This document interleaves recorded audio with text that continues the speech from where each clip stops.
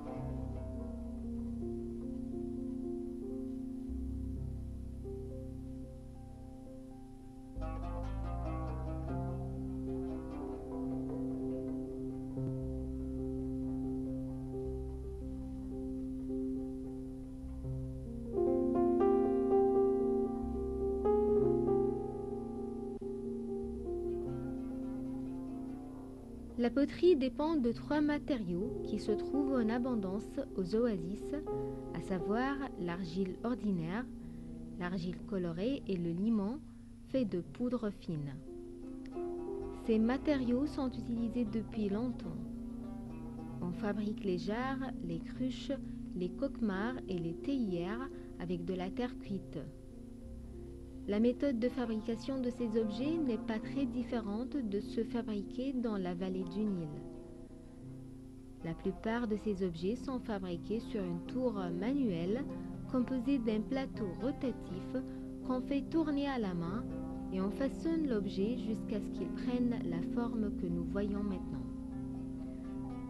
Nous prendrons connaissance des étapes de fabrication de la poterie qui commencent par le procédé de malaxage du limon et de l'argile. On trempe l'argile dans de l'eau, puis on mélange en utilisant les pieds jusqu'à ce que le mélange prenne une forme homogène. On laisse ensuite le mélange plusieurs jours pour la fermentation et on ajoute des matières organiques pour réduire la viscosité de l'argile, ce qui permet de la façonner à la main et aussi pour diminuer les contractions et les fissurations. L'artisan utilise ses pieds pour mélanger l'argile avec la poussière provenant des fours.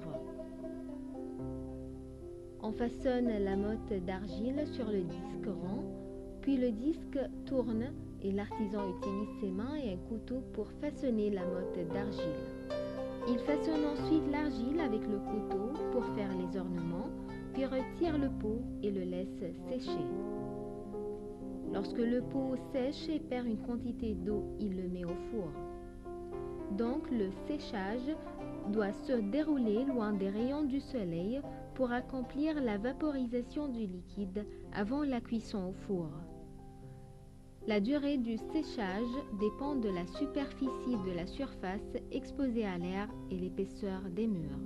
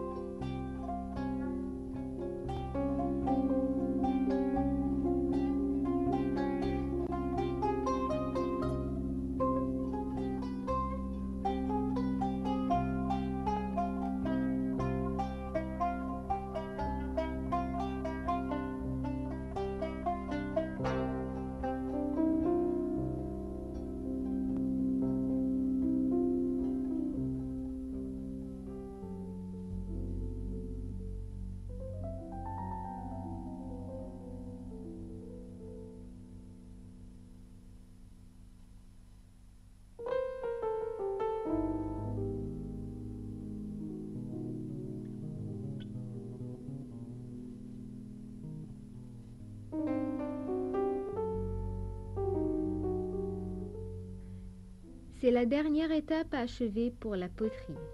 Lors de la cuisson, il faut augmenter la température lentement pour éliminer progressivement l'eau de l'argile et éviter l'éclatement de la pièce. Cette phase doit être menée lentement pour que la pièce n'explose pas sous l'effet de la vapeur d'eau. Le potier primitif a remarqué ces choses grâce à l'expérience. Après la cuisson, l'eau s'évapore et l'argile devient solide. La pièce en argile n'est en bon état que lorsqu'elle entre au four à une température qui varie entre 700 et 800 degrés. Durant cette phase, on se débarrasse de l'eau qui se trouve à la surface du pot et dans les pores aussi. Il sort graduellement. L'augmentation soudaine de la température entraîne l'éclatement de la pièce.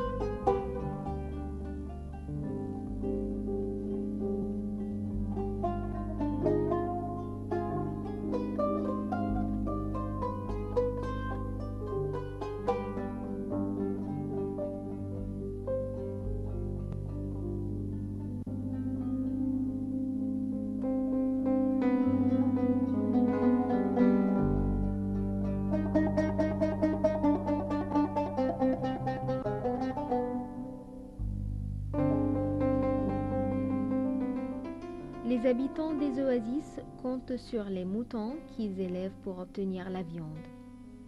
Ils s'intéressent beaucoup aux viandes et aux laines, notamment à El Farafra et dans certains villages d'Al-Dakhla. Les habitants tondent la laine des moutons chaque année, au mois d'avril et de mai, c'est-à-dire au printemps, pour que le mouton ne soit pas influencé par la chaleur de l'été ou le froid de l'hiver. Ils tondent les moutons et les chameaux en utilisant des outils primitifs comme les ciseaux. La quantité de fibres coupées des moutons s'appelle toison. Et pour faire un tapis artisanal, on a besoin de 20 toisons. On rassemble alors la laine en fonction des couleurs, noire, blanche, marron ou beige.